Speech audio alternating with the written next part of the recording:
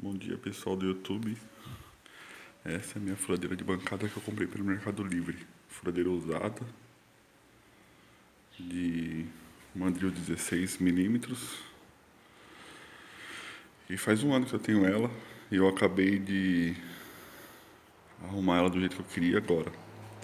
Esse motor aqui foi um motor de... Ela veio com um motor de meio cavalo. Eu coloquei o motor de 1 cavalo.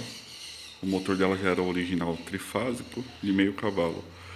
Eu comprei esse motor, coloquei esse motor de 1 cavalo trifásico. A lâmpada aqui não tinha lâmpada aqui. Eu adaptei essa lâmpada de geladeira, de LED de geladeira. Com esse soquete aí, ficou top. É o melhor jeito que eu achei para colocar a lâmpada. Desmontei ela inteirinha. Desmontei, limpei ela todinha, desmontei de novo. Pensei até em pintar ela de novo, mas decidi deixar ela na cor original dela. Desmontei ela tudo, desmontei ela inteirinha, limpei todinha, refiz toda a instalação nela, troquei o motor, está aí, após um ano de comprada, finalizada. Tem muita coisa para fazer, então às vezes não dá tempo para mexer nas coisas, nas minhas ferramentas. Mas tá aí, montadinha. Esse cabo é um pouco longo, porque meu trifásico eu só tenho a tomada lá no poste. Então eu levo até o poste quando eu precisar usar. Mas coloquei tudo novo, cabo novo, motor novo. Refiz toda a fiação dela. Mas tá aí, ó.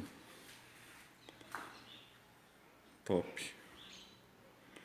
Comprei ela pelo Mercado Livre, paguei cerca de 900 conto nela.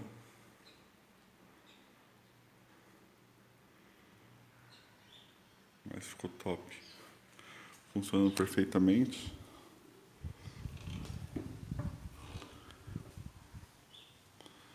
Montei, engraxei ela todinha. Aqui eu coloquei uma ela de couro, que nem a original vinha. E uma dessa hoje é cerca de 2.000, 2.100 reais. Nessa configuração. Mas creio eu que ela me indo com motor de meio cavalo. Mas eu quis comprar uma máquina mais antiga, por ser mais robusta que as modernas. Ficou top. Sem comentários. O motor dela dá top. Gostei muito. Valeu, tchau.